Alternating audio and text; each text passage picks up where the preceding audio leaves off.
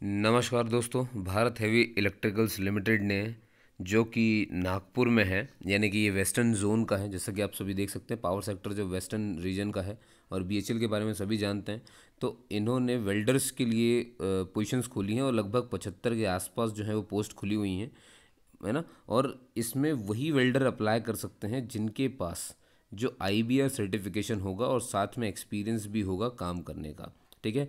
और ये दोस्तों फिक्स्ड टेन्योर के लिए है, यानी कि 12 मंथ के लिए ही आप इसमें अप्लाई कर सकते हैं। 12 मंथ तक आपका इसमें पीरियड रहेगा काम करने का, ये इसका मतलब है। ठीक है। जॉब स्पेसिफिकेशन देख लेते हैं क्या कैसा है। तो जैसा कि आप सभी जान रहे हो, यहाँ पे मैंने बताया आपको कि ये वेल्डर है, फिक्स टेन्योर के लिए इसका अपॉइंटमेंट है, 75 पोस्ट है। ठीक है।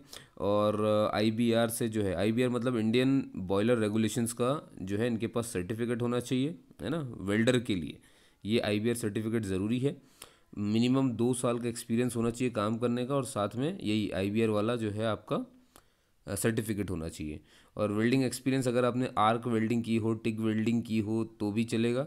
ये इनका है वर्क एक्सपीरियंस अगर है इसमें तो भी अच्छी बात है, ये इसका कहने का मतलब है। एज लिमिट आप सभी देख सकते हो, 35 के आसपास, है ना।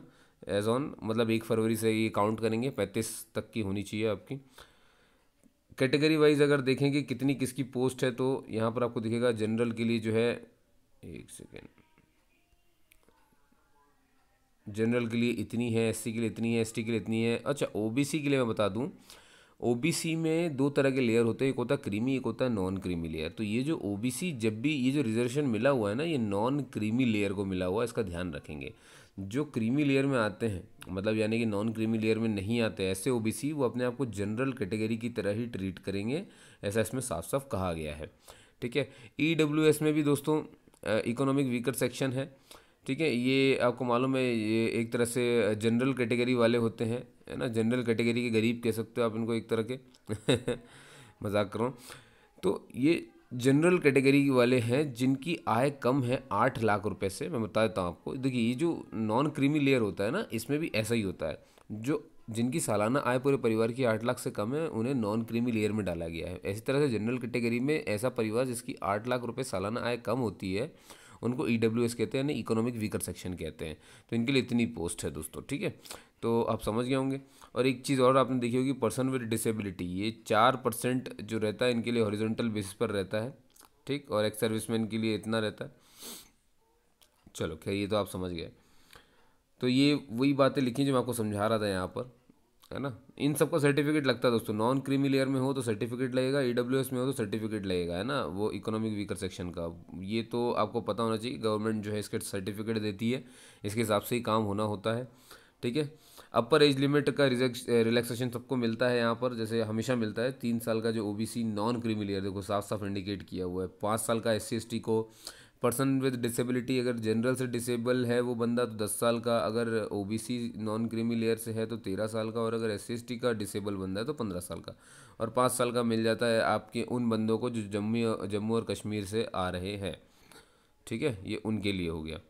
अब रिम्यूनरेशंस और बेनिफिट्स की बात कर लेते हैं, क्या क्या रहेगा भैया। कंपनसेशन पर मंथ आपको इतना मिलेगा, और इसके अलावा इतना ही नहीं दोस्तों, इंसेंटिव बहुत सारे हैं। ठीक है। मतलब आप मान के चलो कि 2 तरह के इंसेंटिव ये देते हैं। क्वालिटी इंसेंटिव, अगर क्वालिटी बहुत अच्छी हुई, क्वालिटी में भी इन्होंने बांट के रखा है कि 100% अगर क्वालिटी मिली तो इतना देंगे, 50% मिली, 90% मिली तो इतना देंगे। ठीक है। जब 100% होगी तब आपको 10,000 रुपये मिलेंगे। क्वालिटी इंसेंटिव मतलब क्वालिटी का काम ये अलग है, 37,000, ये 10,000 अलग मिल रहे हैं आपको, क्वालिटी के उस पर मिल रहे हैं। ऐसी एक होता है आपका प्रोडक्टिव इंसेंटिव, है ना, प्रोडक्टिविटी इंसेंटिव, ये दिख रहा है आपको, 2 तरह के होते हैं। ये क्या है दोस्तों, ये क्या है, ये subject to number of joints welded above the standard benchmark, है ना। मतलब आपने नंबर ऑफ जॉइंट्स जो है कितने मारे हैं, अगर वो एक्स्ट्रा कर दिए तो उसका भी इंसेंटिव बनता है। ठीक है। तो यहाँ देखो ज़रा, अगर आपने 301 से 304 जॉइंट बना दिए तो 80 पर जॉइंट आपको एक्स्ट्रा मिलता रहेगा। ठीक है।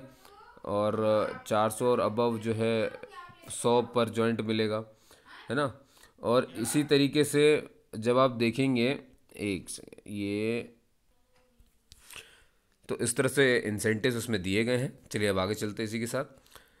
क्वालिटी परफॉर्मेंस, भाई इनका ये कहना है कि जो क्वालिटी परफॉर्मेंस है सेटिस्फैक्ट्री नहीं माना जाएगा अगर डिफेक्ट फ्री जो है वो लेस देन 95% हमें मिलता है, अगर वॉल इक्विवेलेंट में। ठीक है। और लेस देन 300 वाला भी सेटिस्फैक्ट्री नहीं माना जाएगा। इस तरह से इन्होंने कुछ सेटिस्फैक्ट्री पॉइंट्स भी दिए हुए। मेडिकल बेनिफिट्स की अगर बात करें भैया, 2 लाख रुपए का जो है, एक तरह से आप समझ जाओ कि आपको बीमा मिल रहा है खुद के लिए, पत्नी के लिए और बच्चों के लिए। ठीक है, ज्वाइनिंग टर्म्स कैसे हैं वो मैं बता देता हूँ आपको। ज्वाइनिंग ट्रैवलिंग अलाउंस की बात करते हैं। ये कर रहे हैं कि वाइल ज्वाइनिंग द अपॉइंटी, जो ज्वाइन करेंगे इस वो क्लास 2 स्लीपर ट्रेन के लिए खुद को सफ़र कर सकते हैं। मतलब उनके लिए क्लास 2 स्लीपर जो है वो फ्री रहेगी। ठीक है, वो मतलब ये दिखा करके अपना पास सफ़र किया जा सकता है उनके द्वारा। सिलेक्शन प्रोसेस की बात करें दोस्तों, एक सेकेंड है ना, सिलेक्शन प्रोसेस की अगर मैं बात करूँ आपसे, तो इसमें क्या करेंगे दोस्तों, ये आपसे एप्लीकेशन मंगाएंगे, आपके सर्टिफिकेट को देखेंगे, आपके परसेंटेज को देखेंगे। मतलब सर्टिफिकेट आईबीआर का देख लिया, ठीक है, और देख लिया कहाँ आपने कितना काम किया हुआ है, ठीक है, एक्सपीरियंस देख लिया, तो उस बेस पर ये लोग जो है एप्लीकेशंस मंगाएंगे, शॉर्टलिस्ट करेंगे। और शॉर्टलिस्ट कैसे करेंगे, 1:3 के रेशियो में। मान लो इसे एक पोस्ट पर 3 लोग को बुलाया जा रहा है, ठीक है, 3 लोग को बुलाया जा रहा है एक पोस्ट पर, समझ गए। तो अब आप 75 है तो समझ जाओ कि कितने आ जाएंगे बंदे। ठीक है, और ये कैटेगरी वाइज जो है शॉर्ट लिस्टिंग होगी इनकी, ये भी मैं बता देता हूँ आपको। जैसे कि यूआर की जो है, मतलब समझ गया ना, कैटेगरी वाइज तो बढ़ता है। यूआर का जो कट ऑफ है वो अलग आएगा, है ना। फिर एससी का अलग, ईडब्ल्यूएस का, सबका अलग अलग कट ऑफ आएगा उस हिसाब से, उस रेंज में, उस पोस्ट के हिसाब से। भाई जैसे यूआर के लिए इतनी पोस्ट है ना, उनके हिसाब से उनके 3 गुना बुलाए जाएंगे। मतलब ऐसा कुछ नहीं होगा कि इसके उसके में, बस उस तरह से बटेगी चीज़ें। वही यहाँ पर वो बात लिखी हुई है, ठीक है।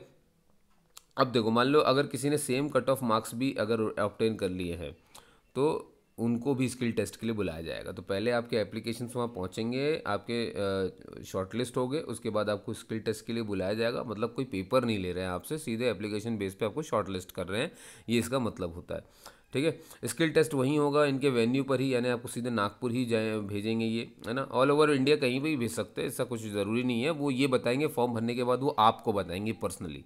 ठीक है, इनने बस ये बता दिया यहाँ पे कि रिक्वायर साइट में, और हो सकता है कि आपको 3 से 7 दिन रुकना पड़े, लेकिन वो रुकने के लिए आपको खुद का पैसा ही खर्च करना पड़ेगा, ये लोग नहीं देंगे। ठीक है, इस बात का आपको ध्यान रखना है। हाँ, लेकिन आपका जो वहाँ जाने का खर्चा है स्किल टेस्ट देने के लिए, जब आपको बुलाया जाएगा और जब आप ट्रेन से वहाँ जाओगे, तो उसकी टिकट को रखना अपने पास, वो रियम्बर्स कर देंगे, उसका पैसा आपको दे देंगे। आने जाने का खर्चा आपको दे देंगे, रुकने का नहीं दे रहे हैं, ये आपको खुद के खर्चे पे रहना होगा, ये कहा गया है ना। अब मेडिकल अवार्ड्स की अगर हम बात कर लें भैया, तो मेडिकल स्टैंडर्ड्स की जो भी हैं, इनकी संस्था ये सिलेक्टेड कैंडिडेट्स को मेडिकल एग्जामिनेशन करेंगी, और फिर जो भी इनके नॉर्म्स होंगे वो इस पर ध्यान देंगे, अपने हिसाब से इसमें काम करेंगे। और पर्सन विद डिसेबिलिटी जो है, जिनकी 40% से कम नहीं होनी चाहिए डिसेबिलिटी, उन्हीं को ये पीडब्ल्यूडी में रखते हैं। आपको मालूम है ना, कि पर्सन विद फिजिकल डिसेबिलिटी हो गया। अब जनरल इंस्ट्रक्शंस है दोस्तों, इनने कहा candidate should possess the required job specification, जो भी दिया गया है इसमें पढ़ करके आपको जाना है ना। और 1 साल के लिए जो है आपका टेम्प्रेरी पोस्ट है। The post are purely temporary, साफ साफ कह दिया है, in nature and offered a fix tenure basis for 1 year, है ना। मतलब इतना है कि 1 साल तो आप रहोगे ही रहोगे, ये मतलब है। फिर इसके बाद देखो आपके काम के ऊपर रहेगा, वो हो सकता बढ़ जाए बाद में।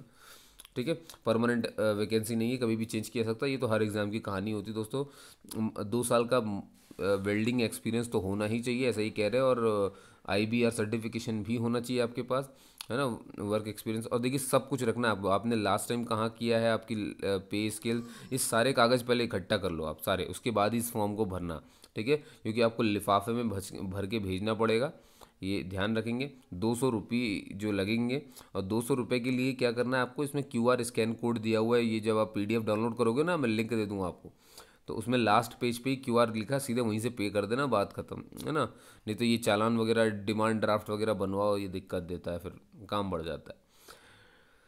ठीक, तो इसी के साथ यहाँ पर देखिए ट्रांजैक्शन नंबर और ये सब करते हुए जितनी भी चीज़ें आपके पास हैं, डॉक्यूमेंट्स क्या, मैं उन पर बात करूँगा अब सीधे। और ये लिंक दी हुई है यहाँ पर। ठीक, और ये मतलब ईडब्ल्यूएस का, एससी एसटी का, नॉन क्रीमिलियर का, सबका सर्टिफिकेशन। अब ये देखो भाई, ये होना चाहिए, है ना। और हार्ड कॉपी कैसे भेजनी है, देखो इस एड्रेस पर ये दिख रहा है, senior deputy general manager BHEL, है ना। और इस तरह से नागपुर में पूरा एड्रेस ये लिखना है आपको, ठीक है, मतलब 2 करके, कि इस एड्रेस पे मैं भेज रहा हूँ। ठीक है। और जिस भी पोस्ट के लिए अप्लाई कर रहे हो ना, तो उसमें क्या करना, पीछे की तरफ पोस्ट में ये ज़रूर लिख देना अपना नाम and applying for the post of कौन सी पोस्ट के लिए, ठीक है। ऐसा करके लिख देना वहाँ पे। अब ये सारे डॉक्यूमेंट है दोस्तों, ये वही डॉक्यूमेंट है जो आप थोड़ी देर पहले पढ़ रहे थे कि भाई अगर आप एक्स सर्विसमैन है तो डिस्चार्ज सर्टिफिकेट लाइए, डोमिसाइल सर्टिफिकेट अगर जम्मू कश्मीर के, तो जम्मू कश्मीर का डोमिसाइल सर्टिफिकेट लाइए, ईडब्ल्यूएस भाई मालूम हो गया आपको, OBC non creamy layer SC ST जितने भी हैं जिनको आरक्षण मिल रहा है सबके सभी लेकर के आए, आईटीआई और आपके सर्टिफिकेट तो चाहिए ही चाहिए होंगे, उसके बिना काम नहीं। तो इन सब की कॉपी आपको इसमें एक लिफाफे में भर के ऑनलाइन एप्लीकेशन के साथ, ये जो लिंक दूंगा ऑनलाइन एप्लीकेशन का, उसको भरना है, उसका प्रिंट निकालना है और फिर इसमें भेजना है। समझ गए ना, ये जो एड्रेस नीचे लिखा हुआ है, ठीक। और यही सब इसमें अभी तक लिखा हुआ है और कुछ भी नहीं है। और बस ठीक है, मेरे ख्याल से इतना ही काफ़ी है। बस डेट का ध्यान रखेंगे, है ना। और स्किल टेस्ट जब आप जाएंगे ना देने, तब आपका ये वैलिड आईबीआर सर्टिफिकेट यानी इंडियन बॉयलर रजिस्ट्रेशन वाला जो सर्टिफिकेट है वो ये देखेंगे, उसका ध्यान रखेंगे। कैटेगरी वाइज देखेंगे, ये सब देखेंगे, मतलब हर, ये तो आपको पता ही है ना, कि 10th की मार्कशीट ये सब लेकर के जाना जब आप स्किल टेस्ट लेने जाएँ। तो हालांकि ये पेज आपका है यहाँ पर सुरक्षित है, जब भी आपको देखना तो यहाँ पर आकर आप देख सकते हो उसको। और अब बचता है आपके लिए कि क्या क्या डेट इम्पॉर्टेंट है। तो ये शुरू हुआ था 1 फरवरी से 14 फरवरी तक जो है से आप भर सकते हैं, है ना।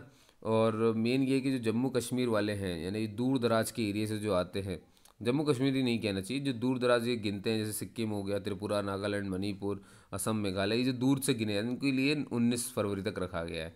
तो इनका सर्टिफिकेट भी लगेगा कि ये वहाँ से हैं, ठीक है।